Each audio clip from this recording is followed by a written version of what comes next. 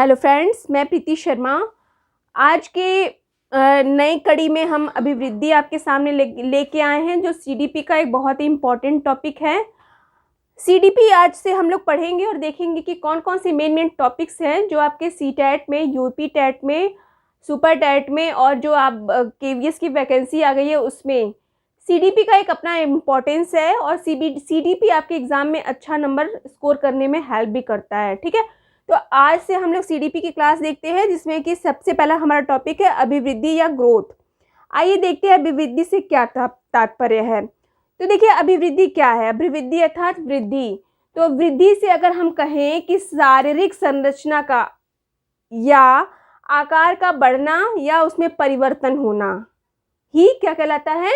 अभिवृद्धि या वृद्धि कहलाता है। या यूँ कहें कि इसका तात्पर्य कोशिकीय वृद्धि अर्थात सेलुलस मल्टीप्लिकेशन से है, जो एक क्या है, एक प्रारंभिक प्रक्रिया होती है जो तीव्र गति से स्टार्टिंग में बालक के अंदर होती है। एक समय के दौरान या एक समय का निर्धारण करके ये ग्रोथ होता है और धीरे धीरे आगे चल के ये क्या होता है, इसकी गति धीरे पड़ जाती है। तो आइए हम आज अभिवृद्धि को देखते हैं और अभिवृद्धि में कौन कौन से कारक हैं या अभिवृद्धि की हम पहचान किस तरह से, वृद्धि की पहचान कैसे कर सकते हैं। तो आइए पहले जो है, सबसे पहला ये है कि अभिवृद्धि जो हमारा है या वृद्धि का तात्पर्य जीव कोशिकीय वृद्धि से कह सकते हैं। अर्थात कोशिकाओं में जो भी वृद्धि होती है जिससे कि बालक की संरचना में विकास होता है, बालक की शारीरिक संरचना में विकास होता है। तो सीधा सीधा उसका संबंध किससे होता है? कोशिकीय वृद्धि से होता है। ठीक है, दूसरा हम देखेंगे विकास। अर्थात कह सकते हैं कि वृद्धि में विकास हो सकता है या विकास का संबंध है अथवा नहीं। तो कह सकते हैं कि वृद्धि में विकास जो है शामिल है और जो है वृद्धि में विकास शामिल है, हो भी सकता है और नहीं भी हो सकता है। तो ये दोनों प्रक्रियाएं हो सकती हैं। ठीक है, अब आइए देखिए इसकी स्वरूप, वृद्धि का स्वरूप कैसा है। तो वृद्धि का जो स्वरूप है वो बाह्य रूप से क्या होता है, इसका स्वरूप हमें देखने को मिलता है। तो ये अगर इसके स्वरूप की बात कहें तो ये बाह्य रूप से इसके स्वरूप में क्या होता है, परिवर्तन होता है या देखने को हमें मिलता है वृद्धि। ठीक है, अच्छा, वृद्धि की समय अवधि की बात करें, समय या अवधि की बात करें तो क्या होता है कि वृद्धि में का जो एक समय है या अवधि होती है वो एक समय सीमा तक निर्धारित होती है। एक समय तक क्या होती है, वृद्धि हमारी बहुत तीव्र गति से होती है और एक समय के बाद वृद्धि में तीव्र गति का होना कम हो जाता है, वहाँ से वो मंद गति या कह सकते हैं कि बहुत ही धीमी गति से वृद्धि होती है। ठीक है, तो ये इसका स्वरूप हो गया, अवधि हो गई। और क्रम अर्थात वृद्धि का जो क्रम होता है वो क्या होता है, निरंतर नहीं होता है। जो वृद्धि का क्रम है वो निरंतर नहीं होता है, एक समय सीमा तक ही होता है और वो फिर आगे चल के रुक जाता है। ठीक है, वहीं अगर वृद्धि की दिशा की बात करें कि वृद्धि की जो दिशा होती है वो दिशाहीन होती है। ठीक है, वृद्धि की दिशा कोई निश्चित नहीं है कि क्या कहते हैं वो एक मतलब कि कह सकते हैं कि रेगुलर हो ही रहा है या क्रमबद्ध हो ही रहा है, दिशाहीन होती है। उसमें कोई फिक्स नहीं है, कोई भी उसके डायरेक्शन का फिक्स नहीं है कि हाँ वो जिस डायरेक्शन से जा रहा है, जिस तीव्रता से वो बढ़ रहा है उसी तीव्रता से वो बढ़ता ही जाएगा। ठीक है, तो ये हो गया कि वृद्धि की दिशा क्या होती है, दिशाहीन होती है। ठीक है, अब देखिए वृद्धि का मापन किया जा सकता है। तो अगर कहा जाए कि जैसे हमने आपको बताया कि शारीरिक संरचना या आकार का बढ़ना या परिवर्तन, तो यहाँ पे आकार का बढ़ना और परिवर्तन होना ये क्या कर रहा है, वृद्धि का मापन कर रहा है। अर्थात वृद्धि का मापन हम देख सकते हैं, हम उसे तौल भी सकते हैं और माप भी सकते हैं। ठीक है, जैसे कि अगर उदाहरण के रूप में देखा जाए तो उदाहरण के रूप में जैसे कि लंबाई हम नाप सकते हैं, चौड़ाई नाप सकते हैं और मोटाई भी नाप सकते हैं, देख सकते हैं और उसे समझ भी सकते हैं या उसका एक आइडिया लगा सकते हैं। ठीक, अब आ जाइए वृद्धि क्या है कि वृद्धि एक परिमाणात्मक होता है। वृद्धि केवल क्या होता है, परिमाणात्मक होता है। ठीक है, तो ये भी एक बहुत ही बड़ा तथ्य है वृद्धि का कि वृद्धि परिमाणात्मक होता है। ठीक, दूसरी चीज़ कहा जाए कि वृद्धि क्या है तो एकाकी प्रक्रिया है, मतलब कि वृद्धि की जो प्रक्रिया होती है वो एकाकी ही होती है, बहुआयामी या बहुपक्षीय नहीं होती है। ठीक है, तो ये हमारे कुछ अभिवृद्धि से संबंधित महत्वपूर्ण टॉपिक। आइए हम लोग इसके आगे अभी वृद्धि के बाद हम लोग विकास को पढ़ेंगे, और जब हम विकास को भी देख लेंगे तब हम इन दोनों का तुलनात्मक अध्ययन करेंगे, या दोनों का compare between growth and development में करेंगे। ये इसलिए हम करते हैं क्योंकि इससे संबंधित हमारे एग्ज़ाम में क्वेश्चंस बनते हैं। जब भी क्वेश्चन बनेंगे तो वृद्धि और विकास में तुलनात्मक अध्ययन करके ही बनेंगे। तो चलिए इसके आगे जो है हम लोग कंटिन्यू करते हैं और देखते हैं कि विकास जो है हमारा किस तरह से होता है और विकास के क्या क्या सिद्धांत हैं। तो चलिए वीडियो को आगे देखते हैं और विकास के सिद्धांत को हम लोग देखते हैं। ठीक है, तो आइए विकास के सिद्धांत को देखते हैं।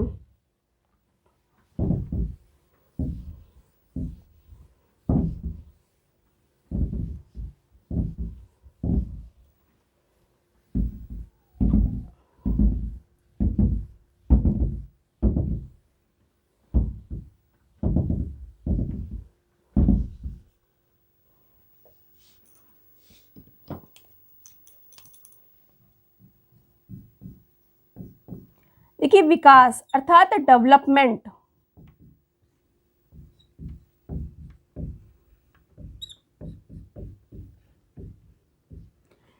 देखिए, वृद्धि और विकास में अगर बात की जाए विकास की, तो विकास क्या है, जहाँ वृद्धि का जो है विकास की प्रक्रिया एक समय सीमा के निर्धारण के द्वारा तय होती है कि हाँ, ये प्रारंभिक अवस्था में बहुत तेजी से वृद्धि होती है और एक समय सीमा के बाद वो वृद्धि होना कम हो जाता है या नहीं के बराबर होता है। लेकिन विकास क्या है, सतत या निरंतर होने वाली क्या है, निरंतर जारी रहने वाली प्रक्रिया है। ठीक है,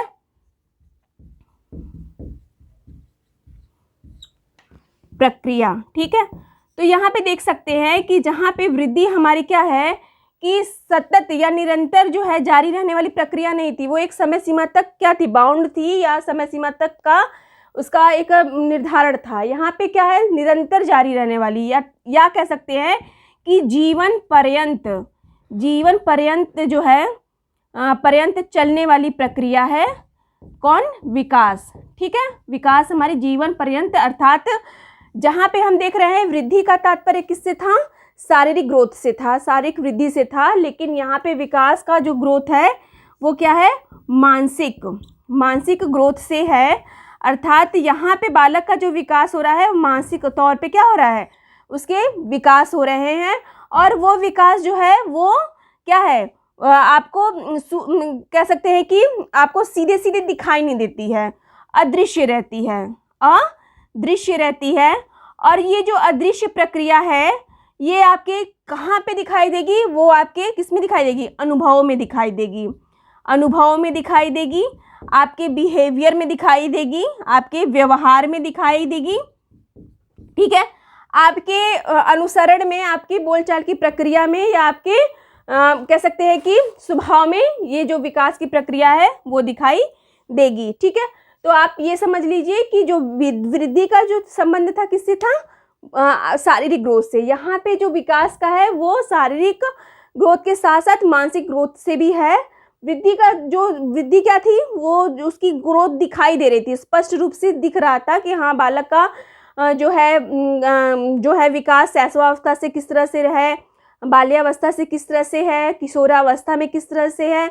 ठीक है, लेकिन यहाँ विकास जो है, जब तक व्यक्ति जीवन जीता है तब तक उसके पूरे जीवन में कुछ ना कुछ क्या होता है, विकास होता ही रहता है। वो कुछ ना कुछ सीखता रहता है, कुछ ना कुछ करता ही रहता है। तो इससे क्या हो गया कि वो जीवन पर्यंत चलने वाली क्या हो गई, विकास एक प्रक्रिया हो गई। ठीक है, तो ये कुछ आपके विकास से संबंधित जो टॉपिक हैं।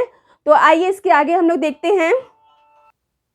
तो आइए हम लोग देख लेते हैं वृद्धि और विकास में अंतर, जो आपके एग्जाम में पूछता है कि वृद्धि और विकास में क्या अंतर है। तो देखिए, सबसे पहला हम जो अंतर है हमारा स्वरूप में, वृद्धि और विकास के स्वरूप में अगर अंतर देखा जाए तो वृद्धि का जो स्वरूप है वो बाह्य रूप से दिखाई देता है।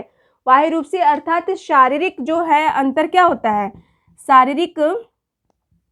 शारीरिक जो हमारा जो है वृद्धि है वो बाह्य रूप में दिखाई देता है। लेकिन अगर वही विकास की बात की जाए तो ये जो है विकास का जो स्वरूप है वो आंतरिक और बाह्य दोनों रूपों में दिखाई देता है। मतलब कि अंदर से हमारे जो बिहेवियर में चेंज होता है और बाह्य रूप से भी हमारे विकास दिखाई देते हैं। तो इस तरह से स्वरूप में देख सकते हैं कि अंतर। वैसे ही अवधि, वृद्धि की जो अवधि है वो क्या होती है, एक समय सीमा तक आके क्या हो जाती है, प्रारंभिक में ये तो इसकी जो गति होती है, इसका जो अवधि होती है, समय सीमा होती है, बहुत तीव्र होती है, लेकिन वो एक समय सीमा तक जाके रुक जाती है। लेकिन वही विकास की बात की जाए, ग्रोथ की बात की जाए, तो विकास जो है जीवन पर्यंत चलने वाली प्रक्रिया है। ये व्यक्ति जब से जन्म लेता है और जब तक वो मरता नहीं है, तब तक वो कुछ न कुछ जीवन में अपने विकास करता रहता है या सीखता रहता है। ठीक है।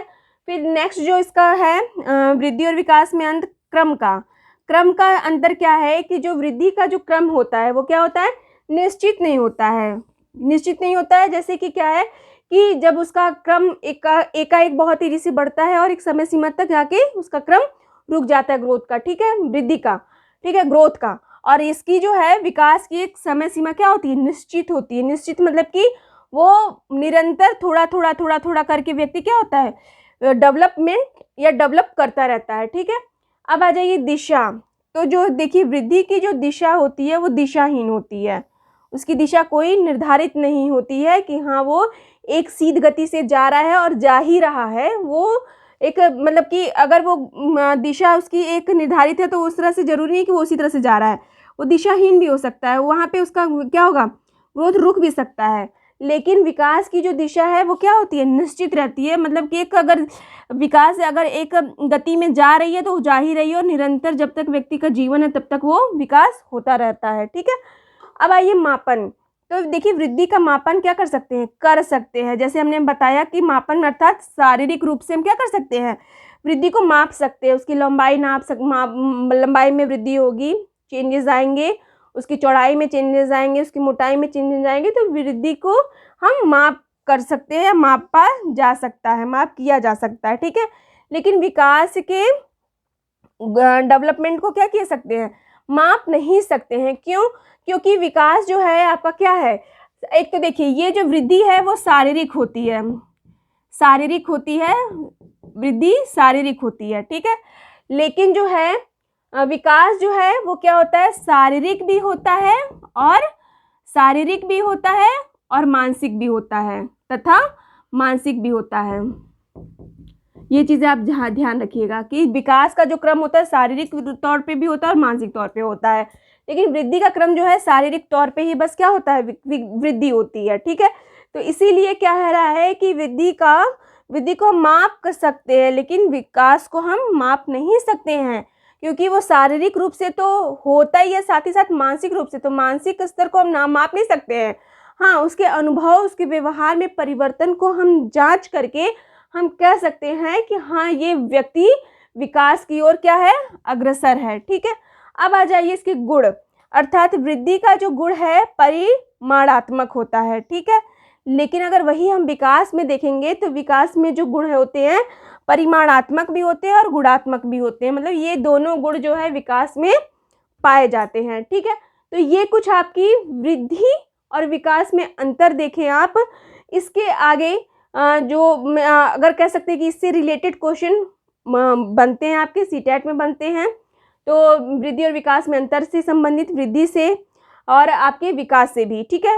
आपके और भी सीटेट में, सुपर टेट में, यूपी टेट में आने वाले इससे क्वेश्चन हैं। तो मेरे ख्याल से आज का टॉपिक आपको समझ में आ रहा होगा, और अगर नहीं आ रहा है तो आप कमेंट बॉक्स में कमेंट करके आप अपने सुझाव को साझा कर सकते हैं कि इसमें और भी क्या चीज़ें आपको नहीं समझ में आ रही है। तो उसको अगले नेक्स्ट वीडियो में उसको समझाने का पूरा प्रयास रहेगा मेरा। तो अगर आप चैनल पे नए हैं तो इसे सब्सक्राइब कर लीजिए और ज़्यादा से ज़्यादा लोगों तक ये हमारे जो वीडियो को शेयर कीजिए, जिससे कि उनको जो आने वाले एग्ज़ाम है, सीटेट है, KVS जो लगे हुए हैं, उसमें उनको बहुत ही लाभ हो और उससे वो अच्छा नंबर स्कोर कर सके। तो चैनल पे बने रहे। तब तक के लिए नमस्कार, धन्यवाद।